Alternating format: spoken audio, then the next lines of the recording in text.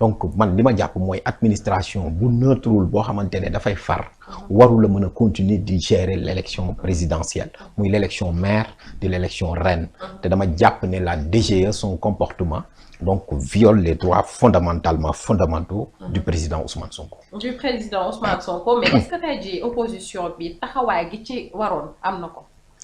waaw loolu nag xam nga moom mun nañ ko xayma xam nga boo xoolee y avait benn porte-étendard de l'opposition muy Ousmane Sonko muy le leader de l'opposition mais aussi foofu mën nañ ni à un moment donné l'opposition était un peu divisée te bu ñu diviser aussi mënoon na aussi donc diminuer leur force mais man damay jàpp ne il y a toujours des bases de résistance qui se créent de par l'opposition sénégalaise parce que dama naan loolu c'est lié à notre identité constitutionnelle moo tax ñiy xayma sax loolu laay wax soo xoolee dans le pays des Ceddo man ak yow Kayorien yi en réalité c'est les Condottieri et autres soo xoolee donc même les bases de résistance à la suite maintenant bi ñu rayee Dammel yi et cetera ñii dem nañ toog ci wetu sëriñ si uufu et cetera waaye bëgg nañu préserver suñu identité ak suñu droit moom laa doon wax sànq ci Sénégal quoi qu'on puisse dire d'ailleurs loolu tax F24 juddu kon opposition bi donc mi ngi mobilisé wu. maintenant est-ce que doole ji n'est-ce pas wàññeeku na wala yokku na. loolu ci yeneen xayma lay doon. mais jàpp naa ne opposition sénégalaise dafa mës a am taxawaay. ci veillu élection présidentielle. ba mu ne lu mu namm wala lu mu bëgg bu fekkee ni lii xam na ni en réalité ce ne sont pas des revendications donc populistes mais des revendications yoo xamante ni en réalité donc ce sont des acquis démocratiques yu ñu war a respecter. dañ ci mës a taxaw jox naa la kaaw donc général Dieng tey gis nga la Sénat bi bees bi nga xamante ni am na ci des membres yoo xamante ni mos nañ leen xamee effectivement il y a une purge effectivement dem conseil constitutionnel dindi fa juge yoo xam ni seen mandat jeexul yóbbu leen Sénat jël ñoo xamante ni par exemple donc voilà ils ont eu à avoir une casquette politique di leen dugal foofu noonu en violation de la loi loolu nag il fallait une réaction de l'opposition mais bon après maintenant on appréciera peut-être d'ici là mais en tout cas li ma mën a wax daal mooy l'opposition sénégalaise est en train de s'organiser à sa manière mais gis naa ni en réalité donc am na question yu bëri donc aujourd'hui l'opposition tarde donc voilà à réagir. D'accord, mais au nom de la séparation des pouvoirs, est-ce que le juge Ousmane Racine Thion qui a récemment rendu le verdict am na beneen porox ndollu ngir ñu respecter décision bi nga xamante ne joxe na ko au nom de la séparation des pouvoirs. non xam nga juge bi il a fait un pouvoir d'injonction xam nga en matière de contentieux de la radiation c'est un contentieux de pleine juridiction ñu ngi koy waxee maanaam juge bi plénitude de compétence la am maanaam su ko neexee mun na annuler di kii mais loi bi da ko tënk da ko ne soo annuler radiation mais il faut nga wax administration comportement bu mu war a def loolu moo tax article L47 am solo looloo tax su ngeen gisee les termes de la décision juge bi lan lay utiliser lan la Sabassy Faye waxoon ordonne kii lan la waxaat ordonne c'est une injonction de faire c'est-à-dire en réalité ça doit être automatique immédiat c'est-à-dire que c'est dans l'instantanéité c'est dans l'immédiateté moo tax ma ne la Ousmane Sonko avait déjà gagné son procès depuis Ziguinchor il devait tout simplement donc recevoir ses fiches de collecte de parrainage mais malgré cela il fait l'objet d'une discrimination d'une confiscation de ses droits constitutionnels qui sont même piétinés. D'accord est-ce que tey jii Ousmane Sonko mën na xëy rek jubali conseil constitutionnel déposer sa candidature avec tout ce qui se passe ñu bañ ko dugalaat ci fichier électoral bi autre est-ce que mën na jubal rek conseil constitutionnel est-ce que en tout cas avec des risques en tout cas li ma la mën a wax mooy la haute autorité de régulation a investi et désigné Ousmane Sonko comme candidat de Pastef les Patriotes à l'élection présidentielle du 25 février 2024 c'était le 13 juillet 2023 que ce candidat désigné est le candidat officiel et il doit déposer sa candidature au conseil constitutionnel au moment venu.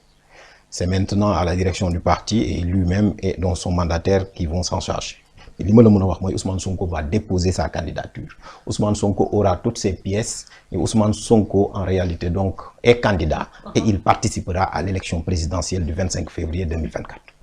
D'accord. Est-ce que le directeur de la DGE peut être poursuivi pour ce qui se passe actuellement et condamné manifestement parce que nag dafa bañ a accepter li nga xamante ni moo di du ñuy woowee décision de justice. Ah bien sûr parce que xam nga Ousmane Sonko tey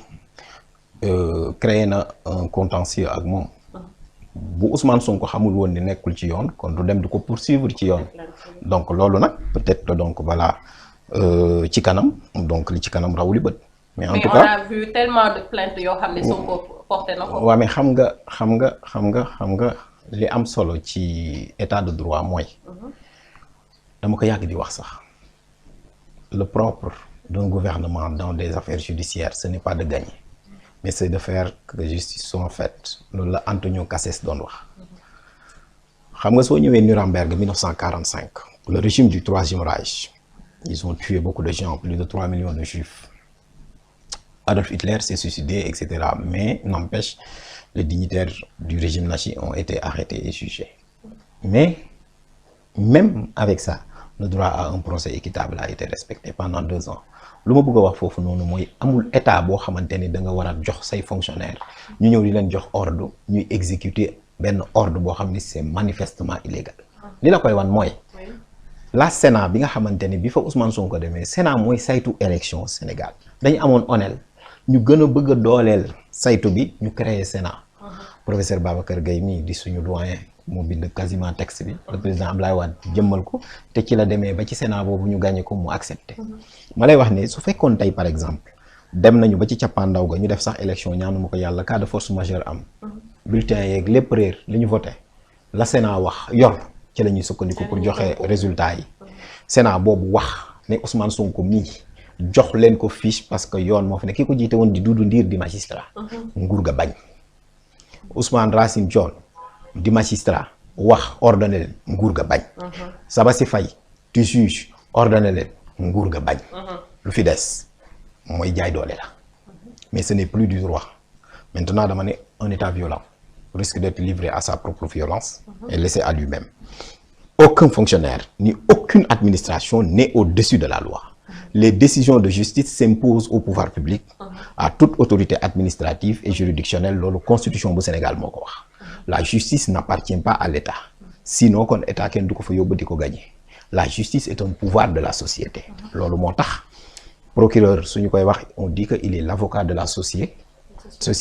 Le juge buy rendre sa décision il le rend au nom du peuple sénégalais. doo gis fenn fu ñu la waxee état. donc état bi moomul n'est-ce pas justice la justice n'est pas un pouvoir gouvernemental. mais dans un pays normal wala dans un pays boo xamante ne dañuy wax état de droit parce que cette justice qui est censée être rendue au nom du peuple tey jii décision buñ ci joxe rek dayow def sa loxo day daf sa gémmiñ. waaw man ñii kan la ñuy rendre justice en fait. waaw loolu pour eux wala pour le peuple. waaw du lépp bon ci justice il faut ñu xam loolu aussi. que moo tax tey boo gisee madame l'avocate générale par exemple ou bien l'avocat général par exemple Ousmane Diagne ancien procureur de la République mais seen taxawaay mën nañ ko naw le juge Sabassi Faye ak le juge n'est-ce pas donc Ndione donc dañuy rendre des décisions yoo xam ni quasiment c'est à la sauce Marbury Madison ni ñu koy jàngale aux États-Unis xam nga wenn yaay lax na lool waaye doom yi si la ñuy nàmp yow soxna la xam nga li may wax c'est-à-dire justice nu mu mel ñoo ko moom mais par contre li nga wax mën naa ko dëggal maanaam am na fi ay décisions de justice yoo xamante ni c'est tellement contestable que ça pose problème dans la perception te justice perception la loolu moo tax la perception dafa am solo parce que justice dafay apaiser xam nga Paul Ricoeur suy wax ne la démocratie n'est pas synonyme de fait mais d'apaisement justice la ci ëpp lu mu ciy wax parce que su fekkee ne par exemple dama ko commencer sànq sur le raisonnement du juge tant que nit ñi ñi ngi am benn sentiment boo xamante ni fa ñu dem jaayu ñu leen doole dañ leen atte leen dëgg xam nga le droit à un procès équitable c'est un droit fondamental bu fa amatul dañ la naan sax procès amatul donc moo tax ba nga xamante ni yow say inquiétude dama koy partager mais mën naa ni en réalité war nañ ko mën a jubbanti il n'est jamais trop tard de bien faire par contre li ma wax ak li nga wax dama koy dëggal tey soo gisee ku mel ni Ousmane Sonko par exemple